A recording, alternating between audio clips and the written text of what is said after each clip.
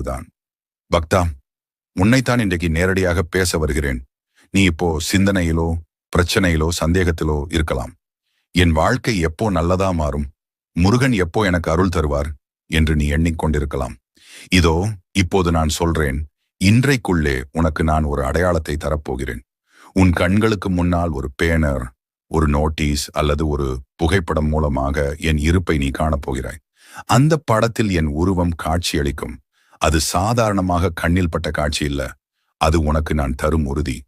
பக்தா, உன்னோட பிரச்சனைகள் குறைய போகுது, நல்லது உன்னை தேடி வரப்போகுது என்பதற்கான சான்று. அந்த காட்சி வந்த உடனே நீ நம்பிக்கையோடு முருகனை நினைச்சு உன் மனசுல இருக்கும் ஆசையை சொல்லு.